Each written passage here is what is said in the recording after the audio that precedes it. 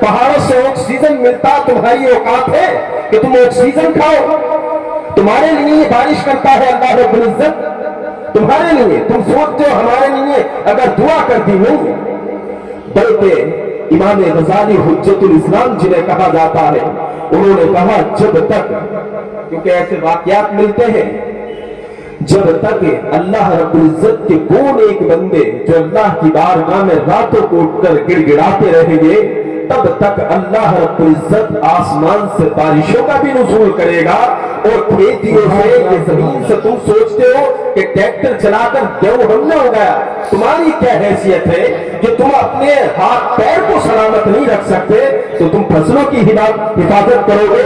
اللہ نے وعدہ کیا ہے ان لوگوں سے جو اللہ کی رضامندی کے لیے راتوں کو رب کی بارگاہ میں چھپ چھپ کر رو رو کر رب کو راضی کرنے میں لگے رہتے ہیں، اللہ ان کا صدقہ ہمیں عطا کرتا ہے۔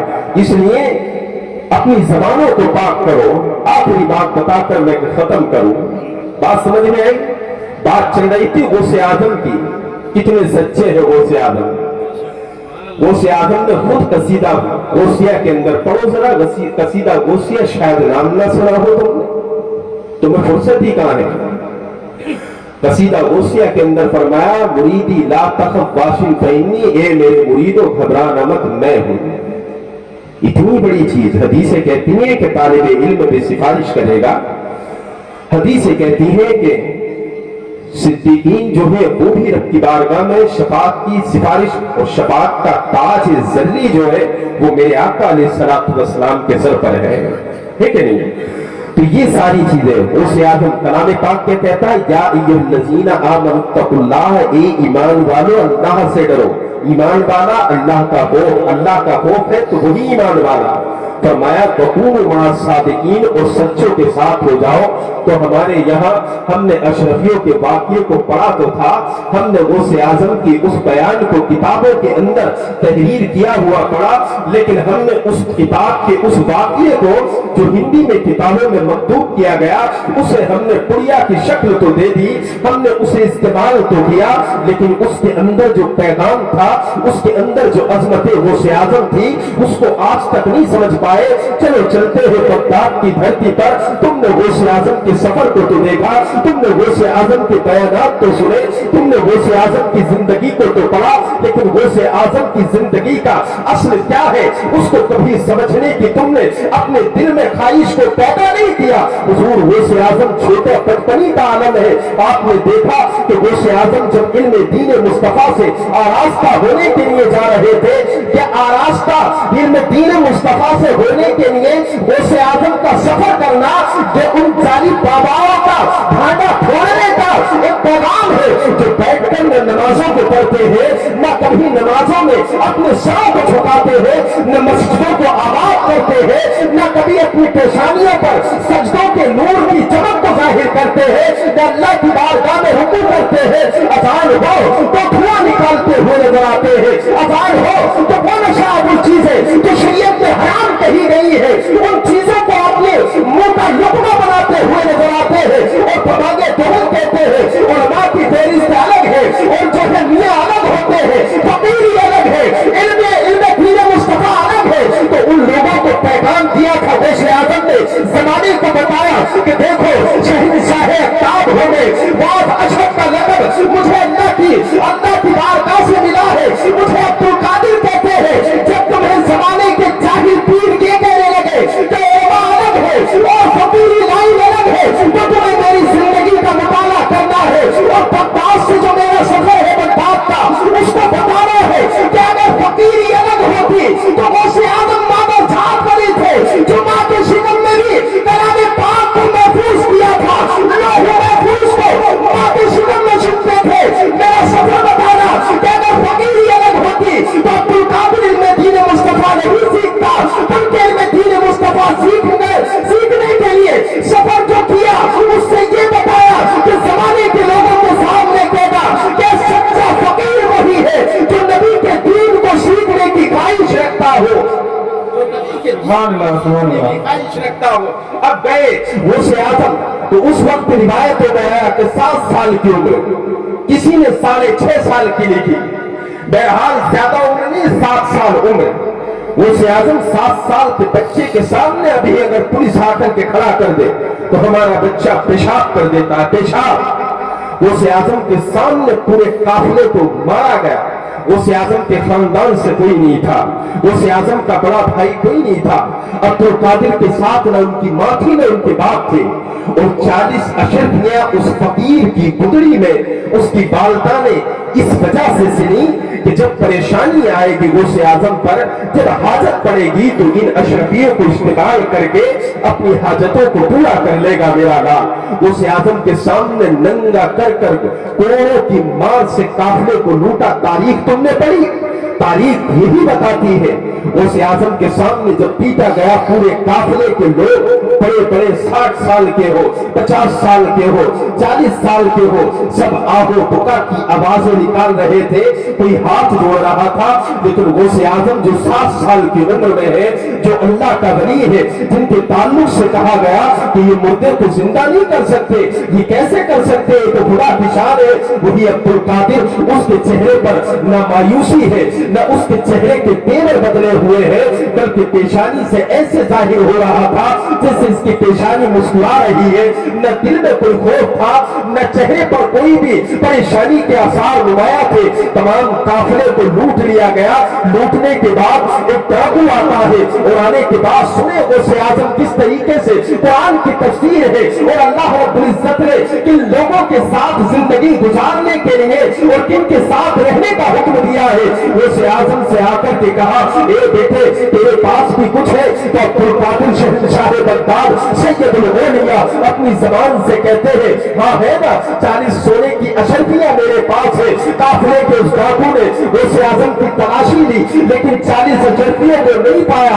आज का बच्चा अगर होता तो साहिब जेब में रखा हुआ माल अगर सामने भी होता तो तेरी जेब में पैसे हैं तो जेब पर हाथ होता, अब्बा की कसम अलग खाता, अम्मा की कसम अलग खाता, कहता मेरी जेब में कुछ नहीं है। तलाशी ली, लेकिन गौसे आजम से पूछा गया कि तेरे पास तो कुछ भी नहीं है। कहा 40 सोने की अशरफियां है।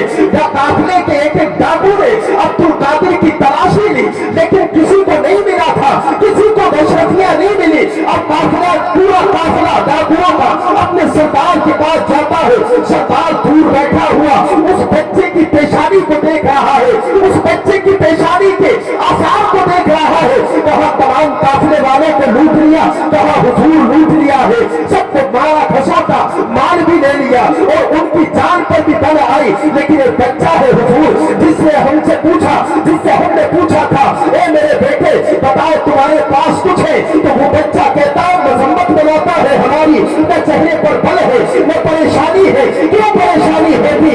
आप जो कहते हैं कि अल्लाह के वलियों का पता नहीं क्या हाल होगा।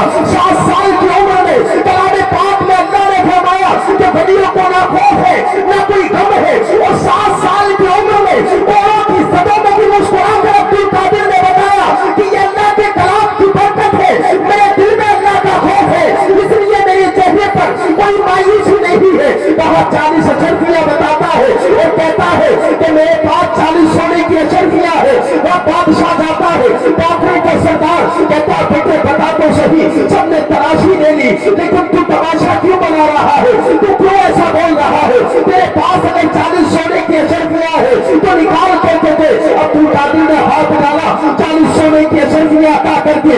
लोगों ने पूछा, डाकू पूछता है मेरे लाल बता तो सही, तेरी आंखों के सामने हमने तमाम काफिले वालों को पीटा था, तमाम की चीखें तेरे कानों में गई, क्या तुझे खौफ नहीं हुआ? क्या तुझे डर नहीं लगा? और तू जानता था कि ये माल को भी लूट लेंगे, फिर तूने क्यों 40 अशरफियां बताई? बता तो सही, कौन सी ऐसी ताकत थी जो तुझे मुस्कुराने पर मजबूर कर रही थी? कौन सी ऐसी ताकत थी जिसकी वजह से तेरी पेशानी पर मायूसी के असर नहीं थे? तो गौसे आजम ने फरमाया कि जिसके दिल में अल्लाह का खौफ होता है वो जमाने की ताकतों से नहीं डरता है। ये दिल तो रब के खौफ से मुज़य्यन है, तो तेरे दोनों की क्या औकात है? कहा फिर तूने सोने की अशरफियां क्यों दी? तो कहा अल्लाह ने कलामे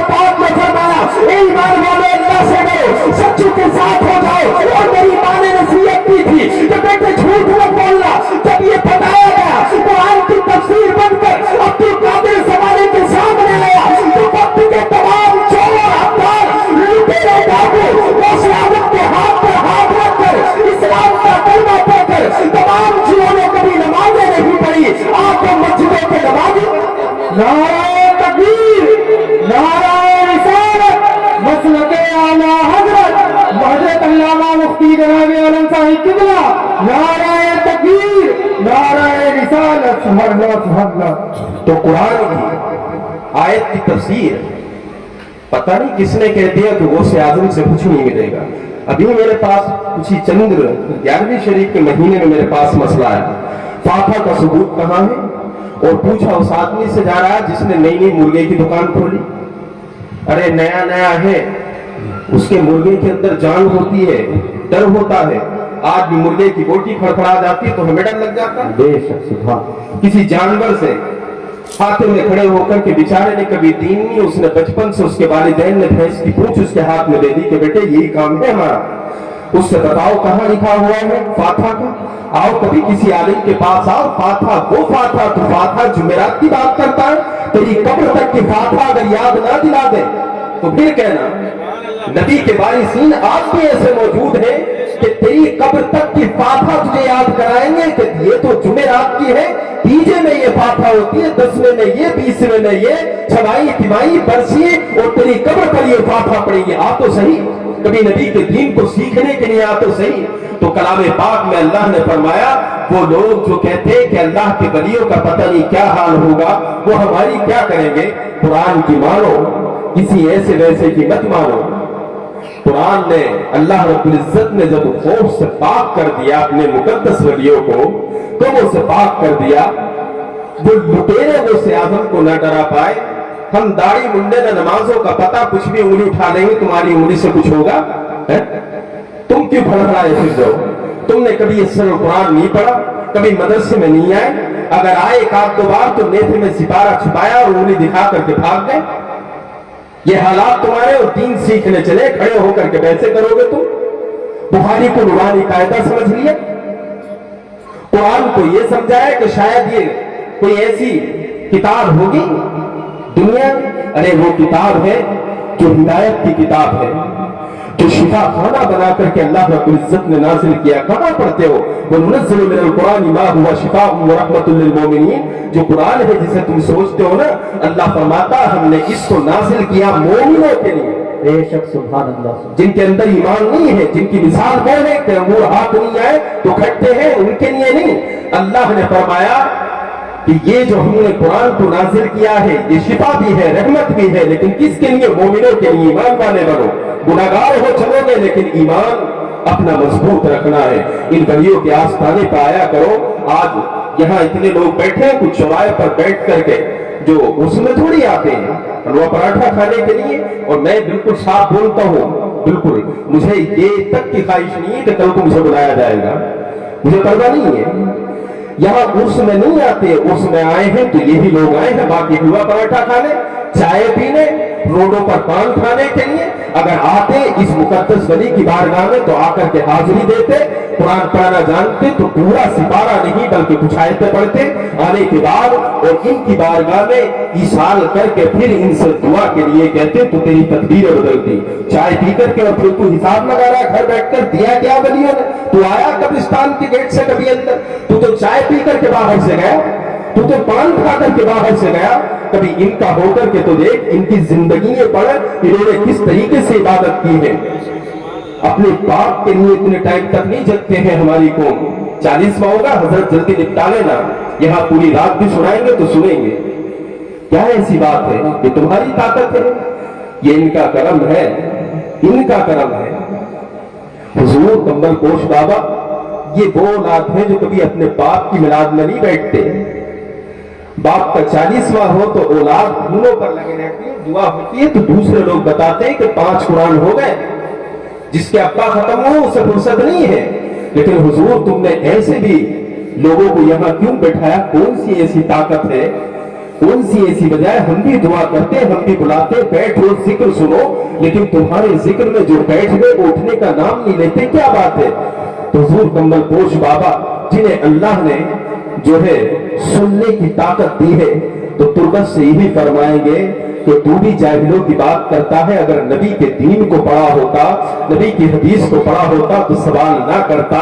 आज अगरचे जबान मेरी है, आज अगरचे मजार मेरा है, लेकिन अल्लाह के रसूल ने फरमाया मन कान अल्लाहु लहू, जो अल्लाह का हो गया अल्लाह उसका हो गया।